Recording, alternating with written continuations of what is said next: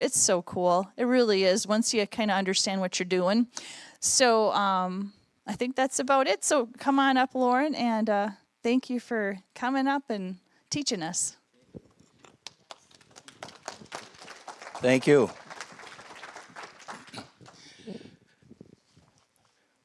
Okay, I don't want to make this too formal, so we will be relaxed about things, and we'll try to give some questions and answers at least towards the end.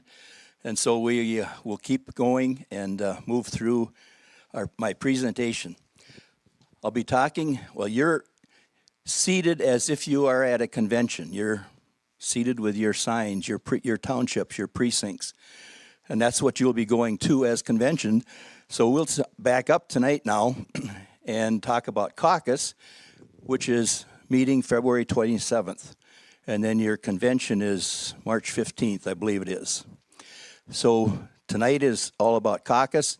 I want to motivate you to go to caucus, and I want to explain to you what happens out of caucus on through the convention, through endorsing and going on to district conventions and state conventions. So you can watch the two screens. I'll be referring to these quite a bit. So I'm going to stand over here. Okay. The explanation of caucus is what we're doing tonight here for Faith and Freedom. So, caucus, what is that? If you go down to the street and you talk to people, 9 out of 10 people don't even know anything about it. So you will be in an elite group after tonight where you've had a little bit of information about caucus. Or if you've attended caucus, you will be an elite group. How many of you have actually attended caucus? Oh man, most of you, great. That's being involved in government. So what is a caucus? Well, you have Minnesota House Republican Caucus. That's all the Republicans in the Minnesota House. You have a Freedom Caucus in the U.S. House. And then you have Athens Township Caucus or Dalbo Caucus. That's your local people here who will be meeting together on February 27th. It happens every 2 years. It starts the next election cycle, and all your elected officers' terms are limited. So there's 2, 4, 6 years, and then they come up for election. And so this is all part of that process. Go ahead and move. And so this is a political meeting established by state statute that starts your next election cycle. And there's your sections in the state statute that are referring to here. The voters meet together by party and by precinct. We have one Republican Party in Minnesota. We have 121 BPOUs, like Isanti is a BPOU. It's a county district or a legislative district. We have about 4,100 precincts in Minnesota. That's the voting groups. And each of these 4,100 will be meeting in caucus around the state of Minnesota as Republicans. You have another 4,100 that can meet as Democrats. So there's a lot that's going on. And then you have third party, and then there's some others that actually, I understand, they meet by Zoom. So tonight, let's just look over things. What happens at caucus? How does it affect the local party? How does it affect the state party? Why is it important? And what rules do I need to know as a caucus attendee? So what happens at caucus? 1, we elect precinct officers. 2, we elect precinct delegates and alternates to represent the precinct at the county convention. 3, we consider resolutions. Now, you got a handout. There's a resolution form that each of you have. If you have a resolution that you would like to present to your caucus, draft it out ahead of time. Don't waste the time at caucus. Draft it out ahead of time. And your resolution is designed to change the party platform. There was also a handout where you have the Minnesota GOP platform. Look at that platform so you don't write a resolution to change something that's already there. spend time doing that. The fourth item is we had in the past presidential preference poll. And go ahead and switch. That has been changed in 2020. We now have a presidential primary. So we don't vote at caucus anymore for the president. Go to the polls on March 5th. That's the presidential primary. I would urge you to go. Encourage your Democrat friends to go. Because we each have to select our ballot that we want, and it's party-oriented. So the more people you get to go, the more people get identified either as Democrat, Marijuana Party, or Republican. That is very, very beneficial. It's basically cost-free voter identification for all of us. So do that. It's very, very helpful. Now, we still have a gubernatorial straw poll every 4 years. But that has we're not going to do that this year, so we won't be considering that. So move ahead. And then we've already talked about resolutions. Is there any question about resolutions that you need answers to?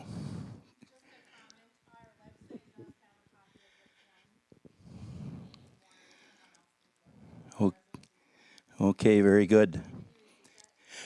Okay. Anna says that the copy of the form that you have in your hand is actually on the website. So if you misplace this, you can print it out. Okay, so these are the two things we're going to be talking about tonight of what happens at caucus, and we'll be going through this. When I move my hand, just go ahead. Okay. Just show up at caucus. If you're a citizen, if you're a qualified voter, 18 or over, on election day, if you're 16, you still can go and learn. You have to be a resident of the precinct that you go to on February 27th, and nobody is stopping you from going to precinct caucus. The only one that does that is you, and just go. This is part of government. We believe in self-government, so go. Start it.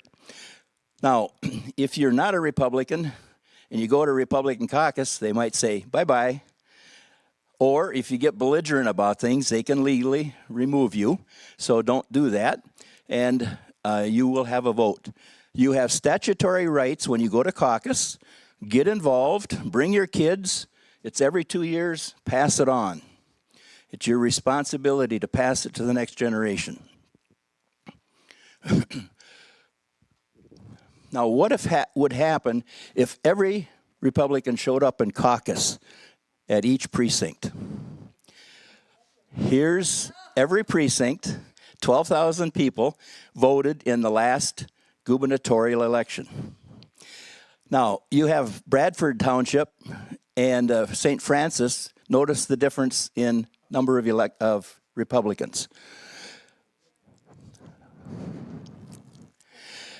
Now, there's more Republicans in Isani County than voted in the last election because there are a whole bunch of them stayed home and didn't vote in the governor election.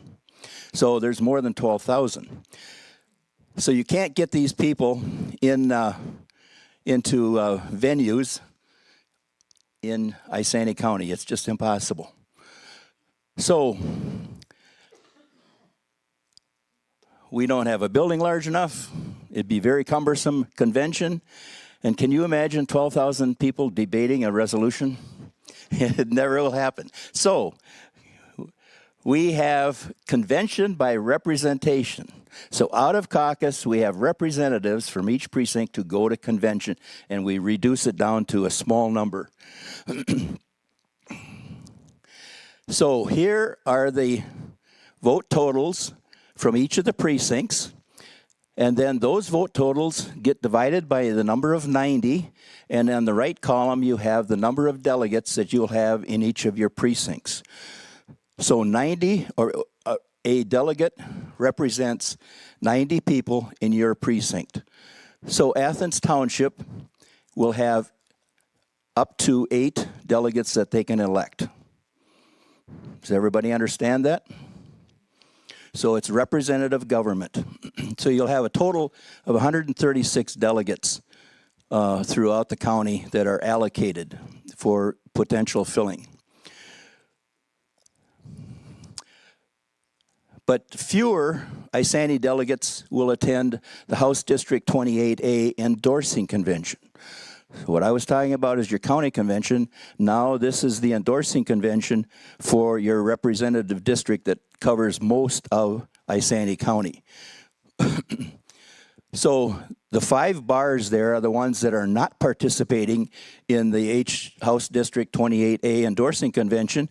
So you end up with 107 delegates who will be involved in endorsing. But that's not all, because there's some precincts in Chisago that are included in the House District 28A. And so in those 3 precincts, there's 39 delegates that will be coming over to your endorsing convention. So you'll have a total of 146. That's the maximum you can have. And then if a delegate can't be there, alternates can take their place. Now, there's one more item that we need to make sure everybody understands, is that Isanti has a delegate ratio of 1:90, and Chisago we have chosen to have 1:60. So how do you relate this in an endorsing convention? So 90 people are represented by Isanti delegates, 60 people by Chisago. So an Isanti person represents more people. So Chisago's vote, when they come over, is worth 2/3 of an Isanti vote, 60 divided by 90. And that's because the Isanti voter represents 90 people versus 60. So in the end, you'll have a total of 146 voters, but 143 delegate votes. That's the maximum that you can have in that endorsing convention. So we have to keep track of all that. And not only do you have to do that with Chisago, you've got to do that with District 10, District 27, and 31. You've got to relate to those delegate ratios.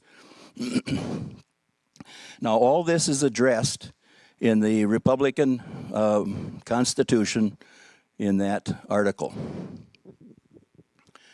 Now, let's get back to what happens at caucus. You appoint a convener. As a board here, they appointed or are in the process of appointing conveners for each of the precincts. Or if you have several precincts joining together, you'll have a convener to start. But then you actually elect a caucus chair.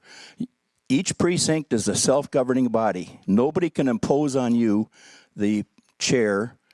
You get to vote. The same thing happens with the secretary. They start the meeting with an appointed secretary taking minutes, and then you as a caucus get to elect the secretary. It's your meeting. Obviously, you have to have somebody start it. And if you don't, you're not going to get started on time and things like that. You're a self-governing caucus. The Republicans who meet together create their own organization that can take political action. And this is the organized Republican body for the next 2 years. The previous 2 years was a different organization, different members. 2 years from now, there will be different members again. So this is the current body of the Republican Party in your particular precinct. Now, each precinct, after you get the chair and the secretary elected, then you start your meeting, and you will eventually elect precinct officers. You have a chair, vice chair, and secretary normally for your precinct. And I believe that's what you have here in Isanti County. So those are the 3 people that are going to be, for the next 2 years, the precinct officers to keep your organization active in leading the precinct in its election work. Now, what work can you do as a precinct? Get involved with your precinct You can have a picnic or other meetings. You meet and greet for a candidate, introduce people, do voter ID work. You can contact your precinct voters to get out and vote for a particular candidate. Install yard signs in your precinct. Instead of having people run all over the county, install them in your local area, and then you can work on local elections. And there's probably some other things you can do. But this is something that you can do locally as your precinct. Now, the county party would try to help you and organize all of this, but you can certainly focus on your own precinct.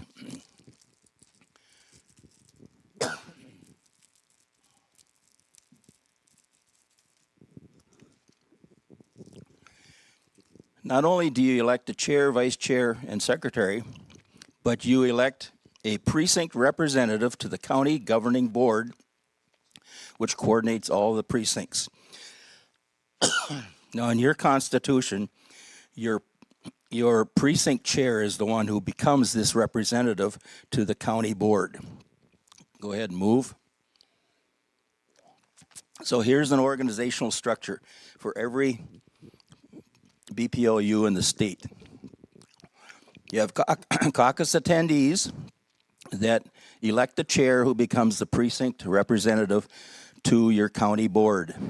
That sets up the government.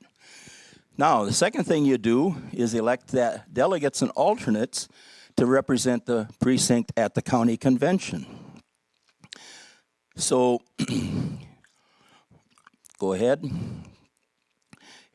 Here is part of that organization. The caucus attendees elect those delegates to go to the county convention. And the, go ahead. This is beginning, again, it's another continued step to set up the county government. So the delegates then elect the executive committee members who are on your county board.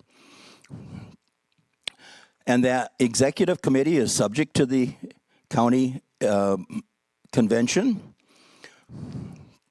The whole county board is subject to the convention. And then your executive committee is also subject to the full committee. So your caucus sets up your government. Now, you have 19 caucuses here, so all of those get together to set up your county convention in your convention, your county governing board in your convention. So you who are precinct delegates, you get organized with other precincts and set up a BPOU government. So if you don't do it for your precinct, you don't have any say in county government. So this is basic foundational. Every BPOU in the state, there's 121 of them, have this identical organization, and there's 4,100 precincts that build these 121 BPOUs, and every 2 years, it's a rebuild. The second thing is that you elect delegates from your county convention to go to district convention. And at the district convention, just follow the blue line, and the district delegates are sent from your BPOU to the CD conventions. And there's 8 congressional districts in Minnesota. The next thing you do is elect delegates to the state convention. Again, follow the blue line all the way down to the bottom green on the lower right. That's your state convention. And then go ahead, we elect state central delegates and follow the blue line down to the lower right blue box. That's the state central committee. At 3 different levels, back up there please. The 3 different levels, each of them have 3 elements in the government, and there's slight differences, but it's the same basic organizational structure. Okay. Then, at a convention, you can amend the county constitution. We won't talk about that tonight. And then you can consider resolutions, and we've talked about that and the form. When the county considers the resolutions, you vote them up or down, and then you pass them to the congressional district, they consider them, and then they pass them to state, and if the state adopts them, they go in and change the party platform. So we won't say anything more about that. And then the last really important thing for your convention is endorsing House and Senate candidates. So this is your government. The green box there shows your county convention. That's your county convention. And then this is what they do. They will endorse a state house candidate and a Senate candidate. Now that Senate candidate won't be until 2026. But all of that starts at caucus.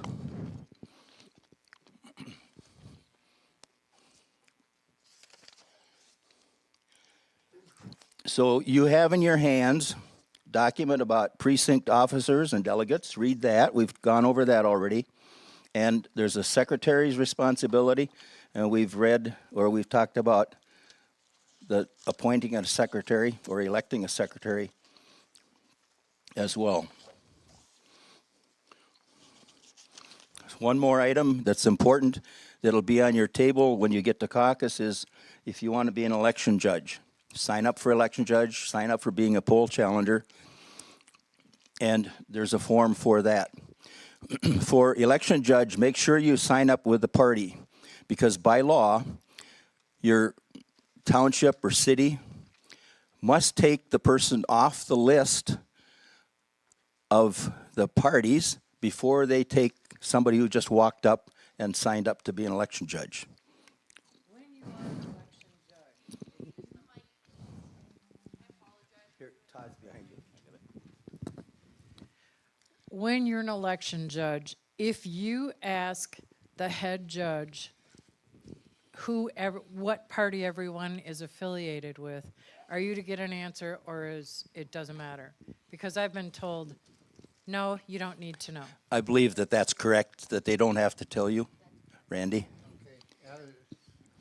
I've been the head judge for a number of elections, and it is up to the head judge, but typically you'll get an answer, especially, and let me explain, on any issue or that has to be addressed, the head judge has to be apprised by a judge from each party. So it becomes somewhat obvious as you're working throughout the evening. But unless the judge absolutely has his own reason for not, they'll usually tell you. If there's a good reason for asking, they will tell you. There was a good reason. We had a good reason. It was, you are supposed to be able to go out to a car for somebody who cannot walk in to do the paperwork. And I said, we need to know who's Republican, who's Democrat, so there's one of each. She goes, I don't have to tell you anything. I will appoint who is going out. That's what I was told. Yeah, it's supposed to be balanced. Yep.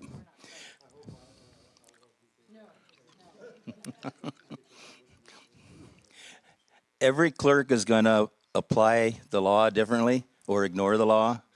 It's just totally up to them. And you can certainly stand up and say, and you could actually have your law printed out, or the instruction manual from the Secretary of State might address that.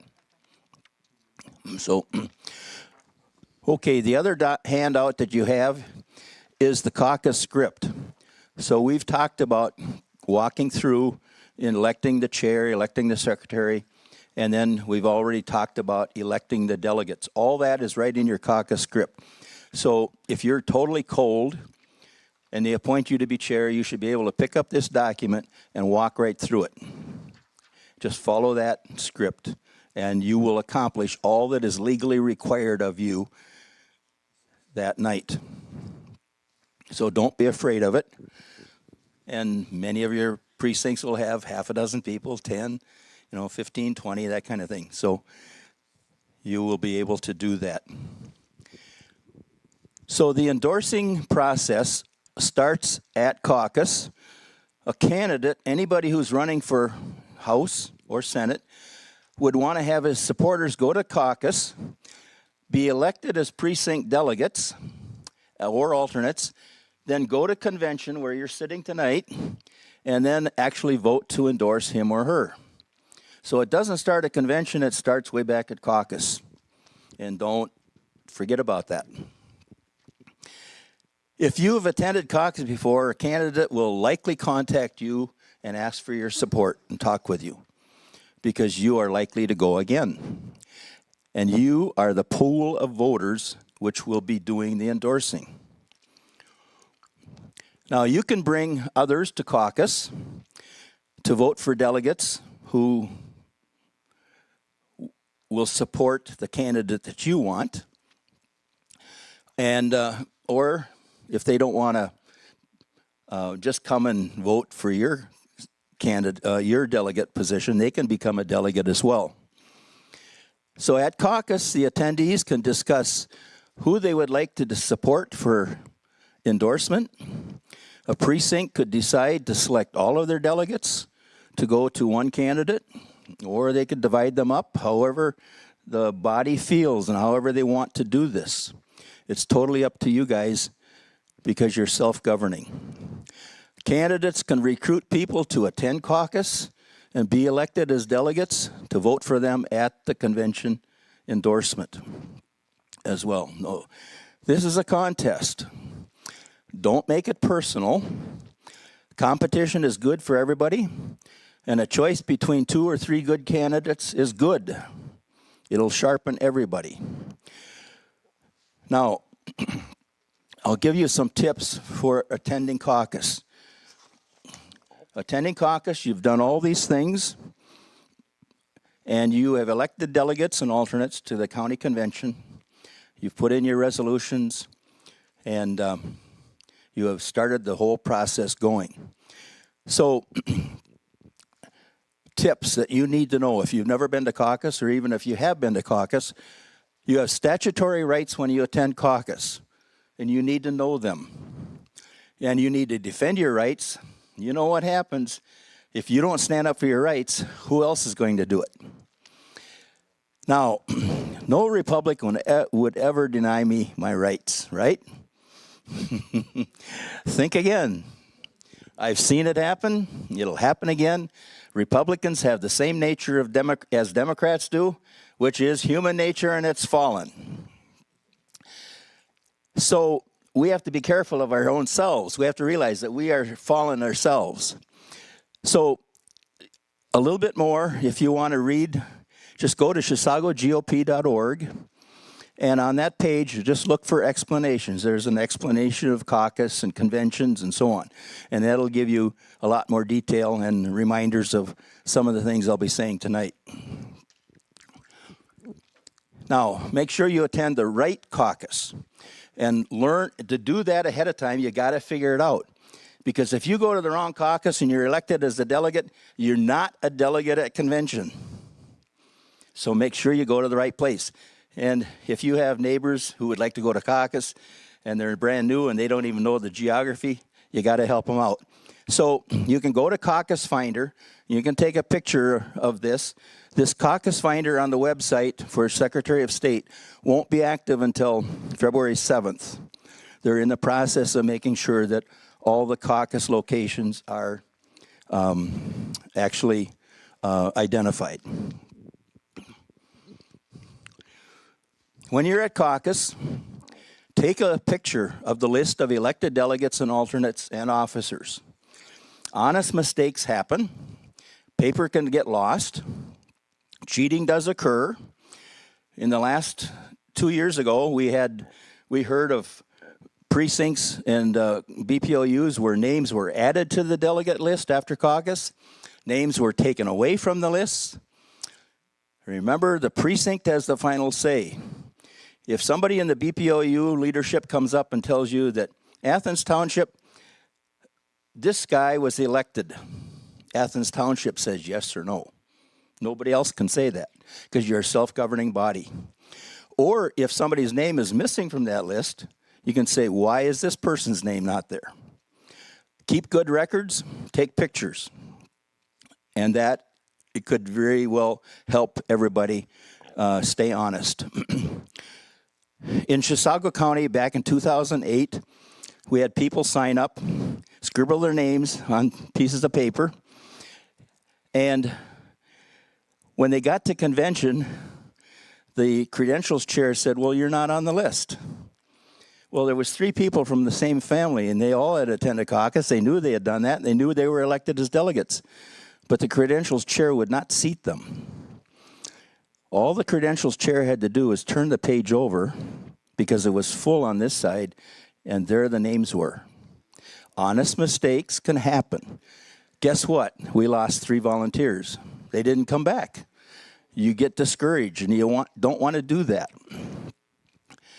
I had another case where a person walked up to me at convention and said, I'm here to be seated. And I looked at her and I said, well, this precinct already has their delegates and all alternates elected. You're not on there. She was attempting to get in. She had attended caucus before many times, failed to even show up at the caucus, and then walked in and thought, I'm going to try to get in. You got to be careful with people.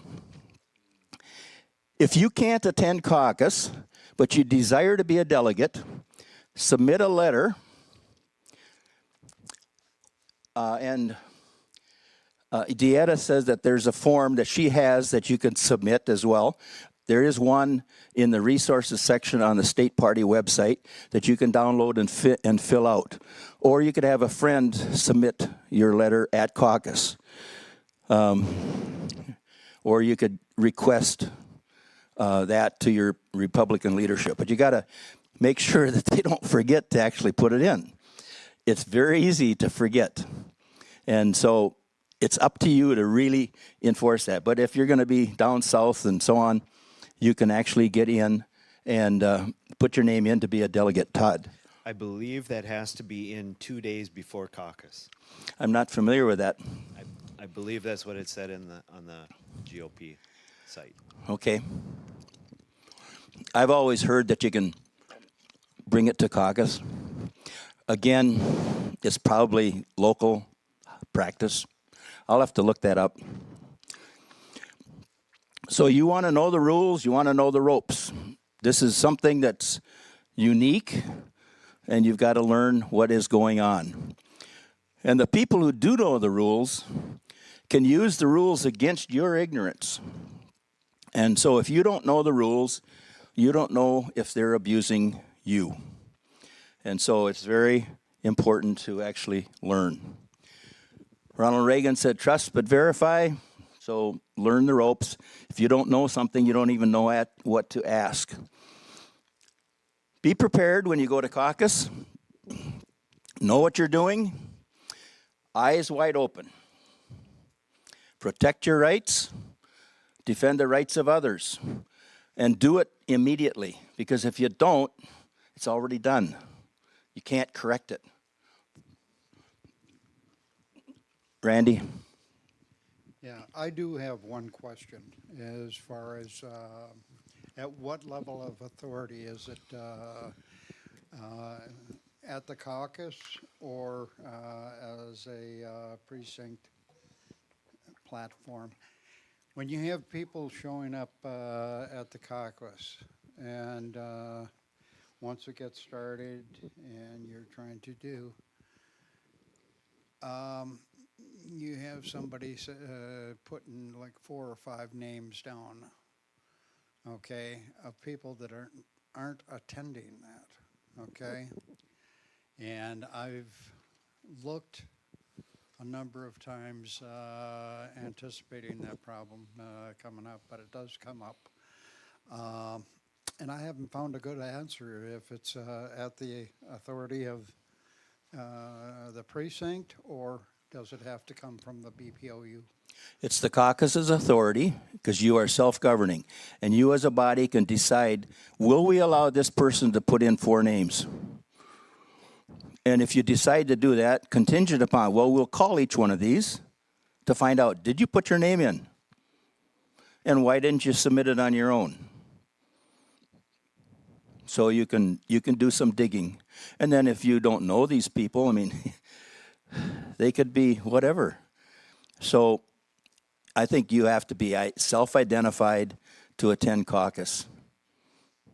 Yeah, you can, your precinct body can get pretty tough on this. Some precincts are going to be very lackadaisical, and others are going to be very tough. Does that answer it, Randy? Okay. Take caucus seriously. Bring your kids and grandkids to caucus. Teach the next generation. How many of you had parents that brought you to caucus? Dieta and Todd brought some. Nobody else? You did. My dad never brought me to caucus. He attended caucus, but he never brought me. I didn't start till later in life. This is typical. We got to pass it on. Get active in doing that. Attend caucus to keep caucus going, because if there's disinterest in caucus, the legislature might abolish it. It's only there as long as the legislature says it's going to be there. They already took away the presidential vote and put it into the primary, and they could take away caucus altogether. And there's been talk about doing that over the years. Far more Democrats attend caucus than Republicans do. Probably almost double many times. Then, with regard to candidates, spend time talking to the candidates, one-on-one. Learn what they're about. Take it seriously. Analyze their positions. And then don't stay isolated. Talk with others. What's your impression about this candidate or that candidate? And you don't have to belie what your own position is. Just try to talk. And even if both of you don't want to say, well, this is the person I'm going with, you can say, well, there's a pro, there's a con, and so on. All that is beneficial that you can do here on the local level. And then don't vote for somebody just because they're your friend. We know how that works out in other situations. We got to do what is good for the BPOU, the whole county, and then put yourself in the candidate's shoes to understand them and their positions. We can look at them and say, why do you believe that, or why do you vote for that? Well, and they might explain it to you, and so we need to not prejudge a candidate. BPOU leaders should be impartial through all this. All you BPOU people who are on the executive committee especially, be impartial. You got to create a fair convention where there's no grumbling afterwards with the results. Candidates love to have leaders endorse them. Trump is being endorsed all over the place. He loves that. And that's supposed to be bringing along clusters of people to support Trump. Well, local candidates love to do the same thing. And if they come to you and ask you, will you endorse me? Boy, that's tempting. It made me feel good. But be careful what you're doing. Because you are now trying to influence other people simply by your prowess or your leadership position. Your community depends on you in caucus. You're one of 90 Republicans in Athens Township or Bradford. You are taking action for 90 people. That is weight on your shoulders. Feel it. And when you go to the state, if you're a state convention delegate, you have the weight of more than 600 people on your shoulder. So, don't just sit back after you're elected, twiddle your thumbs and say, I don't have to do anything. No, now you got to investigate. It's your responsibility to be an educated voter at that level. Government goes to those who show up, starting with caucus. Every level, this is true. And if you don't show up, You will always get the government that others impose on you. Why do we have 3 bodies of Democrats governing Minnesota? Republicans have nobody to blame but themselves. Yes. Caucus is teamwork in your precinct to do the right things. Conventions are teamwork in your BPOU to do the right things. You're seated as precincts. You are self-governing bodies as precincts. When you come to convention, you are seated as precincts, but you're joined together as a county. You go through a ceremony to make you one, and then you take action. It's kind of like a marriage. You are married, all the precincts together are married into one body.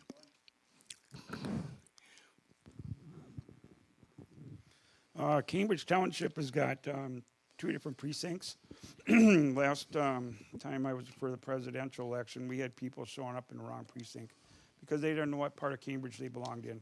So we need to make sure you know where you're going when you get there. Don't just go to a Cambridge one because it says Cambridge.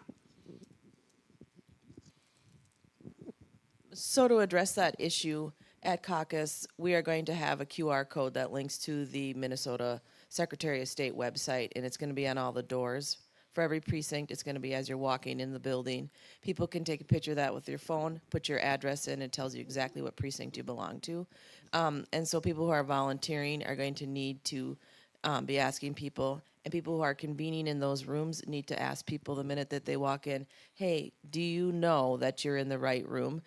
Double check, because we don't want that happening. We don't want to elect delegates and alternates and not have them be able to actually fill their seat, because if you're in the wrong precinct, it's null and void at that point. That's good. And that's in your caucus script. It'll remind people, are you in the right precinct? In Chisago County, we remind everybody 3 different times. There's a question over here.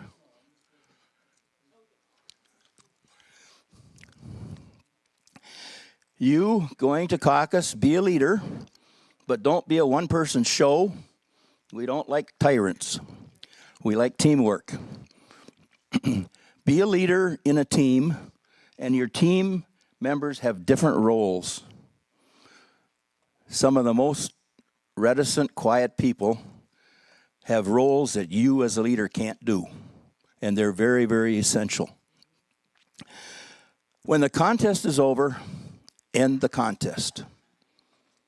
You got to end the contest. Don't do any fighting. Precinct delegates have the responsibility to help elect the endorsee. So when your endorsing convention is over, now your work starts. If you let your endorsee do all the work to try to be elected to the House, that's a huge task. Huge task. You got to have money. Got to have money to send out mailers. Got to knock on doors, so on. You, as the people who endorse them, it's your responsibility to raise the money, support them in efforts, knocking on doors, passing out literature, going into parades, and so on. So don't leave them hanging high and dry. And you think, well, I don't have any skills. Every skill you have can be used in elections. And some of you can be very much behind the scenes and use your skills, because not all of us love to be out in the front. Participate in caucus with purpose. We desire good government, right? We hate what's going on now. We want good government. We desire to create good government by electing Republicans to office. Otherwise, why would we want to be a Republican? So, this is all objective in the 8th Congressional District Constitution. The objectives of the 8th Congressional District organization shall be the maintenance of government, to facilitate the election of Republican congressman or congresswoman to represent the people of the 8th District. That's what a congressional district does, is to elect your congressman. The Minnesota Republican Party says, the object of the party shall be the maintenance of government. To obtain this object, it is essential the party shall organize at all levels to elect Republicans to public office. So there's a cause and effect, and you don't get the effect without initiating the cause. And it happens every 2 years for the House, every 4 years for president, senators are every 6. All that we do in our BPOUs is intended to make governmental bodies good, local, state, and federal. And it starts at caucus. Now, this whole concept of having good government is rooted in the Declaration of Independence. We hold these truths to be self-evident, that all men are created equal, that they are endowed by their Creator with certain unalienable rights, that among these are life, liberty, and the pursuit of happiness.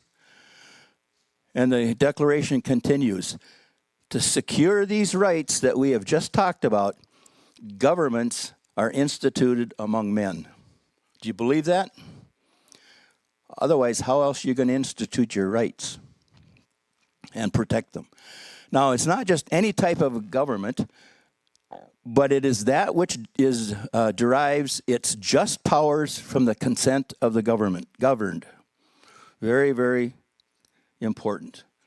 This is a republic. This is not a dictatorship, which is the bulk of the rest of the world. So caucus is not an idle or frivolous effort at all. Caucus is noble, and it's repeated every 2 years to secure these rights. So when you go to caucus and you sit there, just remember, I am securing the rights through trying to bring about good government.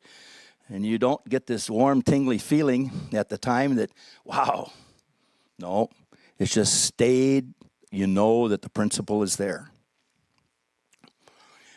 So we do our part, and then we depend on all the other BPOs in the state to do their part. We're one. There's 120 more in the state. And then we as Minnesota, we depend on other states as well for our federal good government. Now, the Declaration of Independence says, God gave us these rights. Didn't come from government. They're not given by government to us. God is the one who gives them to us. Life, liberty, and the pursuit of happiness. And these rights, it says, are secured by government. Thus, we should appeal to God to give us good government. And go to caucus.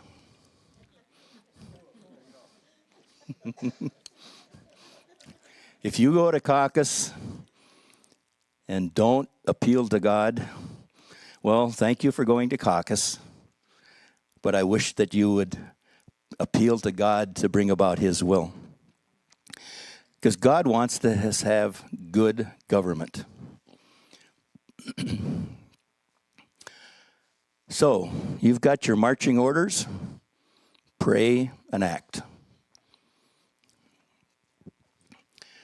Now, has anybody got any questions before we wrap up with a couple other items? Okay, Todd is bringing the mic over here. Yes, on some of those diagrams earlier where you had the arrows showing the from the BPO to the different conventions, is that somewhere where I can look at it more? That was, I'd like to study those diagrams. This presentation will be, it's videoed, so it's going to be online, but then Dieta can make this available for any of you who have PowerPoint at home.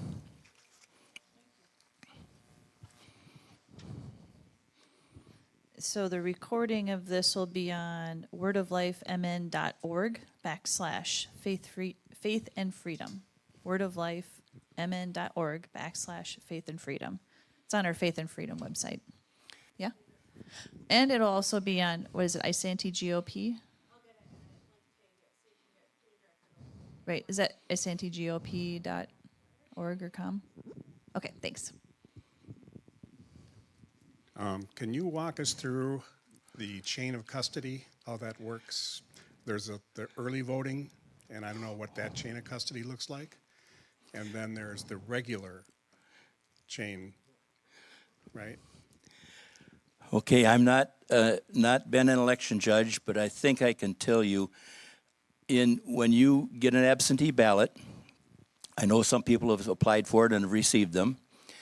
Then you fill that out and mail that back in, and then any absentee ballot goes through 14 steps at the auditor's office with a ballot board for them to open up and make sure that your signature and all that kind of thing is right.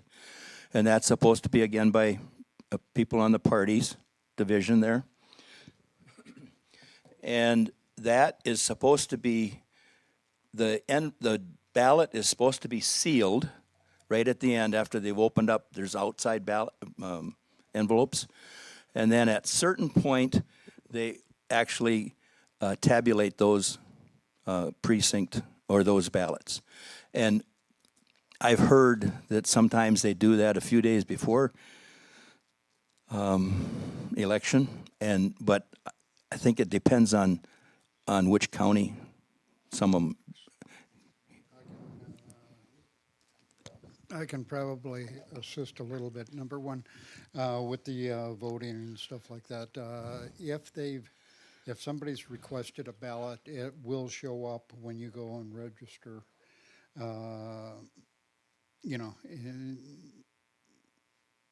Providing they have electronic, registration.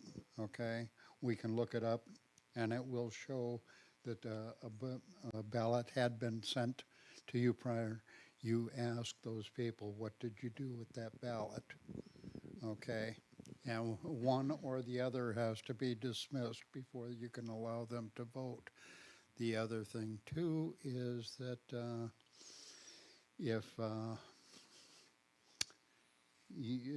once we at the county or at the precinct, there again, we take one Republican, one Democrat, and the head judge, and we actually go down and take our precinct voting, the machines, the ballots, everything down there, and we sit there half the night until it actually gets audited. We seal everything prior to leaving the facilities, and once we walk into the county auditor's office and stuff, that equipment is taken from us, and they will unpack it and audit in your presence. Okay, so if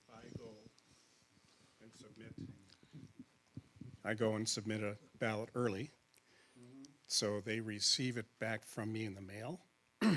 Okay, so then they put it somewhere in a box, wait for judges to come to view it. But every time they send you out a ballot or send out a ballot, okay, it's noted against, they sent you a ballot. So if you went and showed up at the precinct and wanted to vote again, Yeah.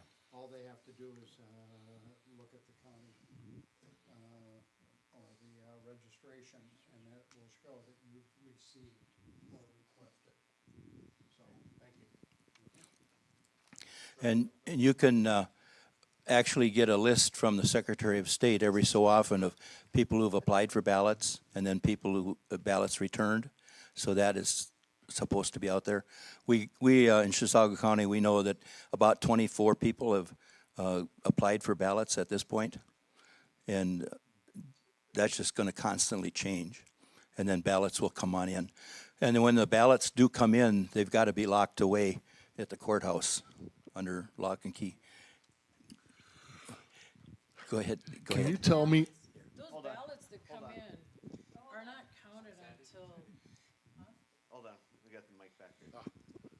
I had a question from earlier. Can you tell me, as a City of Isani resident, why I'm feeling a little disfranchised that Chisago precincts, can you explain in better detail why they get more delegates per population?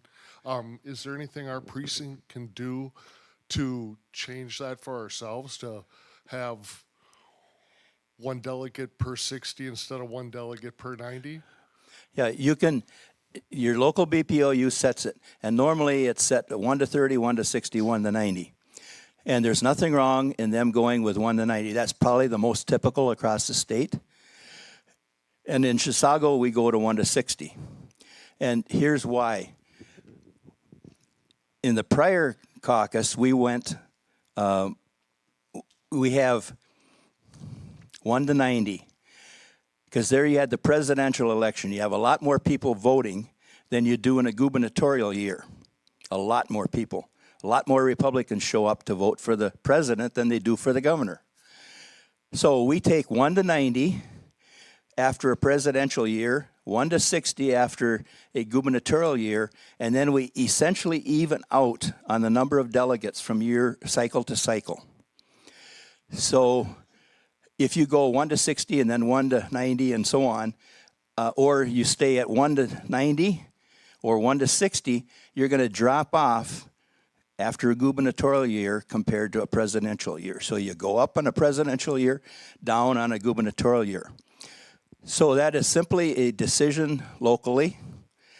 And you could actually, if you went to 1 to 30, you probably wouldn't even fill the slots available with people who want to be delegates. So there's a balance that goes on. Okay, I get that point.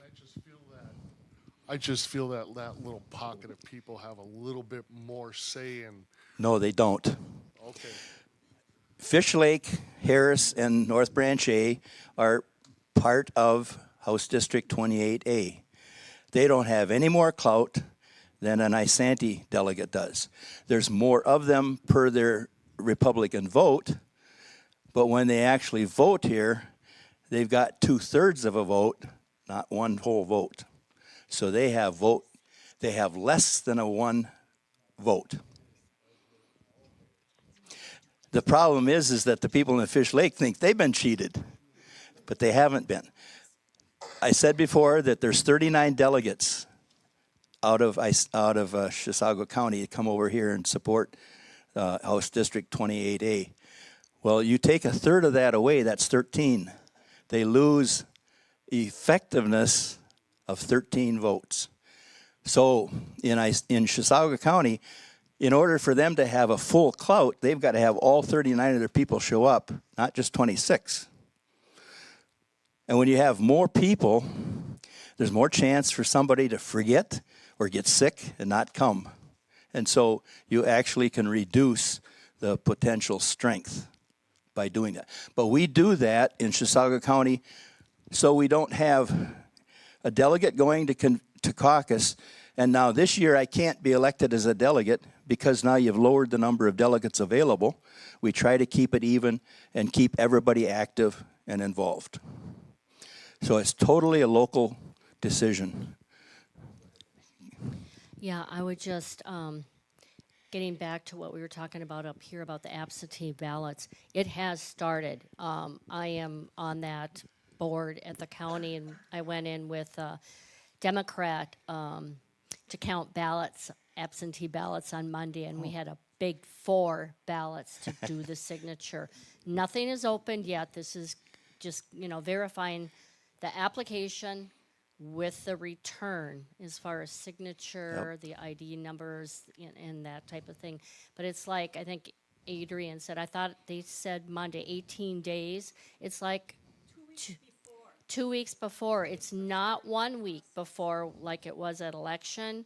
If you're going to vote early with the machine there, we're going to be opening ballots and putting them in 2 weeks before. So I just want to encourage, if any of you here know snowbirds or anybody that's not going to be here March 5th, the Republican, please encourage them to put in an absentee ballot for a nominee. And they might take a position that, oh, Trump's going to win anyway, I don't have to vote for him, or my vote for Haley won't make any difference. No, it really does, because in our Republican database, they might not even be identified as to who their party affiliation. But when they draw a Republican ballot or a Democrat ballot, that will help identify. You know, some states, like Florida, you either register as a Democrat or a Republican or whatever. We don't have that in Minnesota. There's over here. I just want to make a comment regarding our marching orders. I think they're real. That's not just something somebody invented. Our marching orders are first, pray, and then act. And that means for each of us, not them, but us. And there's a chance to pray this Sunday night at Grace Gospel Church in Grandy at 5 o'clock, where we pray for the nation and for this election, all of these things then. So, Very good. Okay, we'll get you. Go ahead, Randy. Okay. The one thing I would really like to make clear about when we look up, if somebody shows up at the precinct, okay, and we look up their voter registration, okay, the only information it tells us is that they have requested and been sent a ballot. Doesn't tell us that it's been received, doesn't tell us that they voted, nothing. So, you know, most likely it wasn't even opened. So Eventually, the Secretary of State's website is going to say this was open, and I understand you as a voter can go and find out what the status of your vote is, and there will be a place on there that say, yep, my vote has been recorded. So it's not lost in the mail. You want to watch that. I got two questions for you. One, I was intrigued to find out that there are 121 BPOUs in the state. What determines the geographical location? I guess I was a little naive in assuming that because we have the Isani County BPOU, there'd be one for each county. Yes. It is all determined by the 2020 census, and then the powers that be draw up the geographical boundaries of all the BPOUs. There's going to be 134 House seats, 67 senators, 2 to 1. In Minnesota, it always ends up in the hands of the Supreme Court, and then they dictate this is what's going to happen. You can make some appeals on it, but that's pretty rare. So they are the ones who decide where it's going to be. And so they usually start in the northwestern part of Minnesota and start naming and numbering the systems from one on down through, and we're 28 down in here. So they draw the boundaries, and they go by census. They have to come up with, Brian, how many people in each House district? 57,000 or 47, something like that. And then twice that for the Senate district. I was going to say how we got to 121 BPOUs. It's a little more complicated than that. In a lot of the greatest part of Minnesota, outside the metro area, we're set up by county. Mostly in the metro area, they're either set up by House district or Senate district. So that 121, if 2 House districts merge into a Senate district, that number will go down. But if Senate districts divide into 2 after redistricting, that number could go up. So it fluctuates a little bit, but it's right around 120 at all the time with the number of BPOUs. And the Twin Cities, very, very concentrated, so your geographical area is small. Western Minnesota, Congressional District 7, goes all the way from the Canadian border to within one,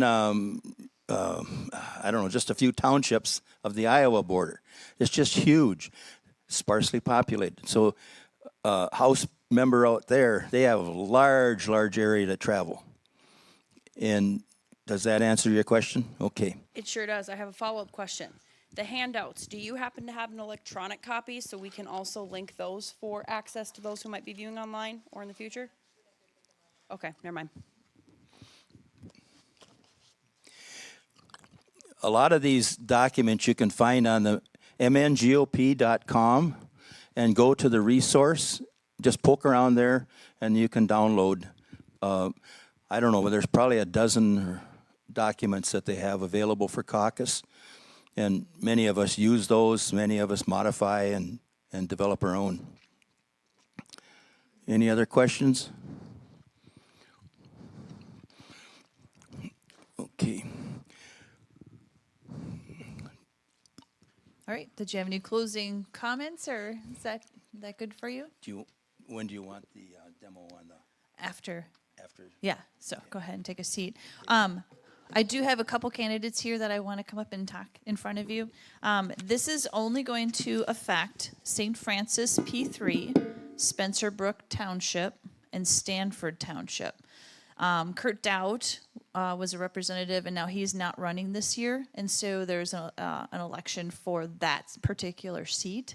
And I just asked him to come give like a 5-minute speech. I have 2 of them here, and it's important for all of us to kind of know the candidates too, because we may know people in those districts, and we may be able to, tell them what we heard and give them some information and let them know how they can get in contact with these 2 candidates. So if you'll just sit around for a couple more minutes here, and I'll have those come up here. So this is for District 27B, and I have, let's start with Travis Ekbom. Come on up. And I think there's 4 of you running for that seat. Is it 4 now? There are 4, yes. Okay. Okay, so we'll start with Travis, and go ahead and introduce yourself. Well, thank you very much. My name is Travis Ekbom, and I am running for State House in 27B. Thank you all for coming out tonight. Let me start with that. The caucus training is an important thing, and I was very encouraged to see so many people raise their hands saying that they've caucused before. So to those of you who it is your first time, welcome, and look forward to seeing you at the caucuses this year. A little bit about me. I am a CFO. And I am also on the board of advisors for the Minnesota School of Barbering. Now, do not be confused. I know nothing about cutting hair, but I do understand compliance, regulations, dealing with systems, that kind of thing. And so I serve in an advisory capacity there. I've also been a Republican organizer and activist for about 20 years. When I say organizer, what I mean is I'm somebody who gets their hands involved in the BPOU, making sure that we're able to have functioning conventions, making sure that we have functioning committees, making sure that we're able to organize things like the caucuses on a local level. I'm also somebody, when I say activist, I'm somebody who makes sure that he is out there knocking on doors for school board candidates all the way up to the presidential candidates. But I don't just leave it at that. When I think about the term conservatism, it has 2 distinct meanings. And the first that I would like to think all of us in this room share would be a belief in limited government, personal responsibilities, individual rights over group rights. Those kinds of things are what we mean by conservative. Unfortunately, conservative also has a meaning of being comfortable with the existing institutions, and we really can't afford to be conservative in that sense. We live in a state that is utterly dominated by the left and has been for far too long. In that regard, we need to be less conservative and more activists. Now, what's an example of my activism? Well, let me share a brief story.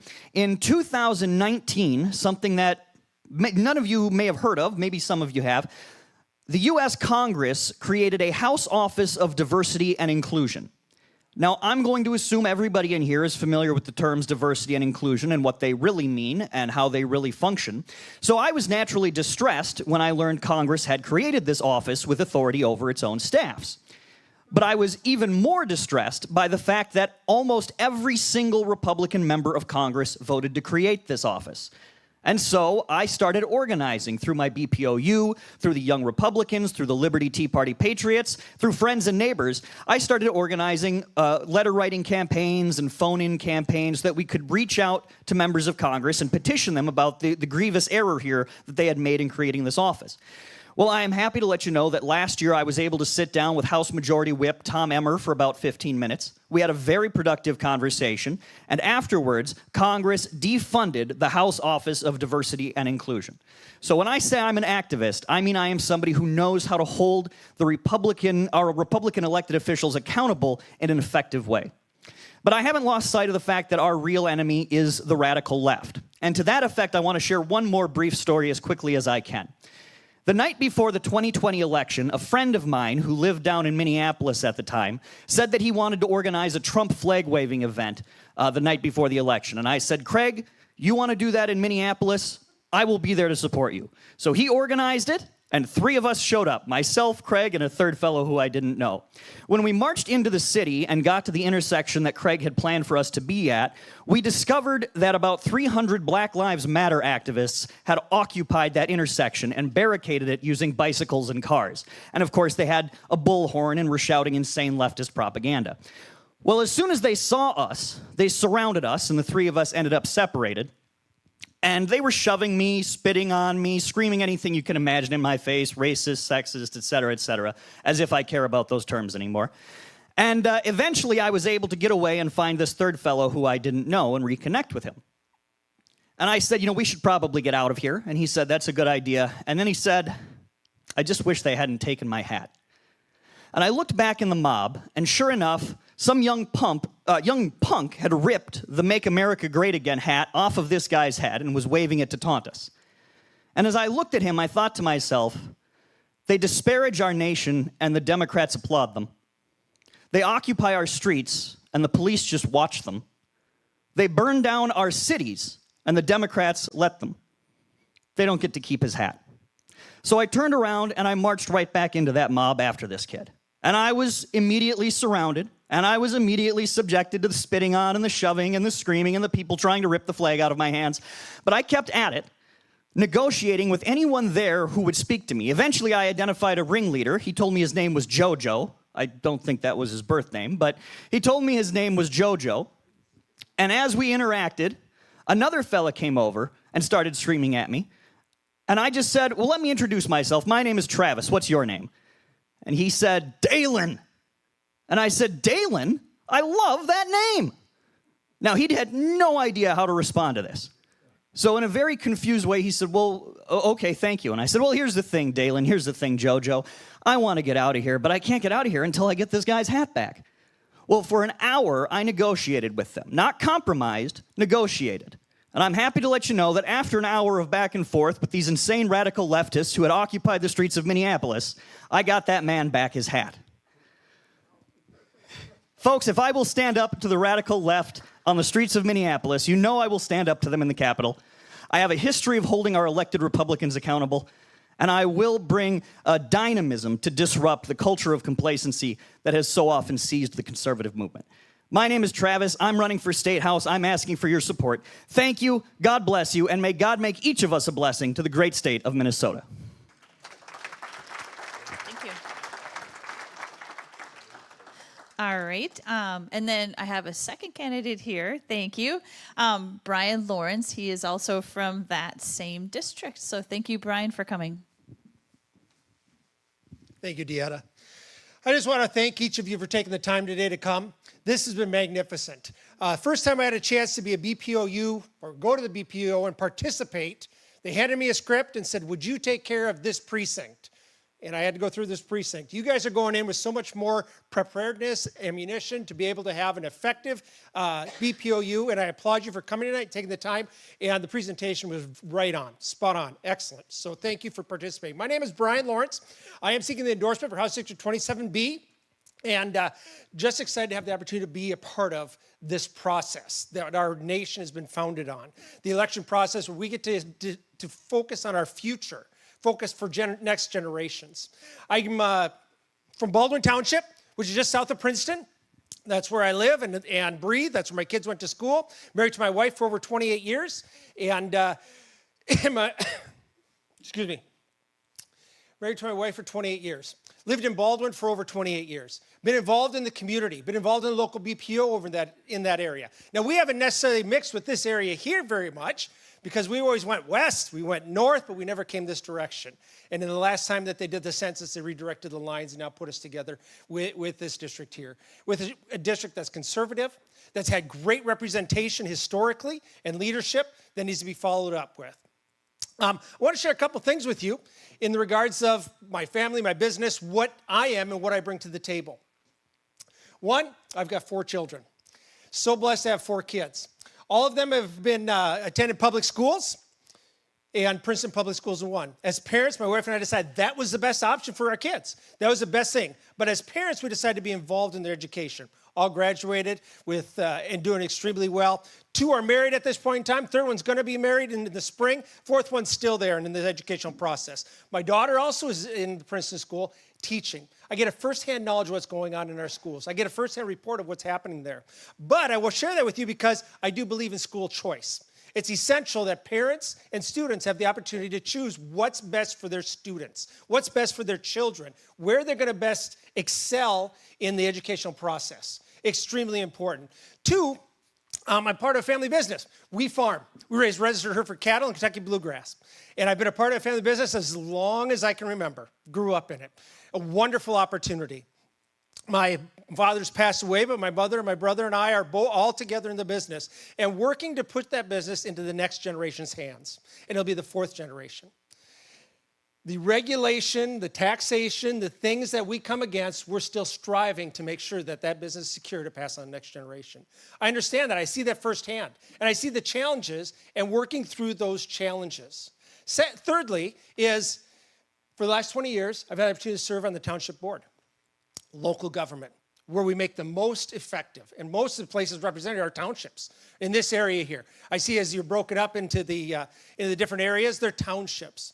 I've served as a township supervisor over 20 years. What an eye-opening experience. It gives me a broad perspective on local government, how we affect that, managing the budget, keeping taxes low in our local entity, and serving the residents that we represent in that area there. It also opened the doors for me to serve on the County Public Planning and Zoning, Board of Adjustment, and Waste Management Committee. Wow. That in itself, being able to represent and help residents achieve what their goals are in their homes, in their properties, in their businesses. Wonderful opportunity. But I share that because I was able to see the repercussions of what St. Paul does on a regular basis come down from in the government side of things, right? Not just the business side, which I talked about, not just the schools, but on the government side where they'll make legislation that affects the county. They send it down to the county. County sends it down to the smallest level of government, townships, and then we have to deal with it as well. And so I understand the repercussions of what the decisions of St. Paul do to local governments. And some of you are probably supervisors or on school boards. You understand that. You see that. And you're handcuffed with those responsibilities that they pass down that way. It's time we stand up a little bit more than we have been. And when I heard him talk about if 12,000 people came out, 12,000 Republicans came out, can you imagine the difference we'd have? If every Republican in your area, in your precinct, got involved, holy smokes, there'd be no question about who's going to be elected. We'd have conservative people elected in every branch of government. Your school boards would be led by conservative people that are probably people of faith as well.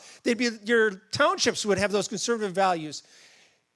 Your legislators would as well, your city council. If you had that many people involved, and this is just the start of it tonight, okay? You are the foundation of building that and encouraging those people to be involved. And I applaud the leadership here for taking the initiative to set things like this up because that's what it takes. It takes bringing back the excitement, the necessity, the urgency to be involved. One of the things that I see as being most important right now is, is that we need to take back the majority.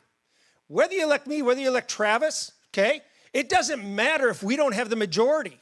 If this seat gets lost, we don't have the majority. We have to get the majority back in our House, in the Senate, so that we can be effective in changing the destructive policies that have been implemented over the last year.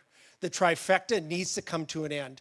The overspending, the excessive spending, the taxation that we're going to see when they find out that we've got a $2 to $3 million deficit in this next biennium. How do you think they're going to pay for it? It's going to be through taxes. Please continue to be involved. Encourage those that are around you to be involved. Get that 12,000 Republicans here and involved, and it'll make a huge difference. It'll open the doors. I see the foundation here is it's time we have to defend our values, defend our freedoms. The values of faith, which was mentioned here tonight. We're meeting in a church. What a wonderful place. Kind of the foundational meeting place historically of where government took place. Okay? Our families. And most of you are here with families. We've heard talk about young people coming that are attending this as well. The social families are the social fabric of our society. If we let that go and we're seeing it disintegrated all over the place, we're done. Okay, we can talk all about government, but we've got to have the foundations together. And then freedom, the building block of our nation. We've got to hold those things dear. We've got to work together, and we've got to move forward in saving, righting the ship of our nation and our society. This is one spot we get to do it, local government. 2, I'm going to be running for your House Senate. I'm hoping to get the endorsement February 10th, and for our townships there, February 10th is going to be the endorsing convention. I'd ask for your support. Look for your support as we go forward in this. And then February 27th, when all this is restructured and we get to go forward in a whole nother year. So thank you. My name is Brian Lawrence. I appreciate your support as we go into this next short election cycle. Thank you.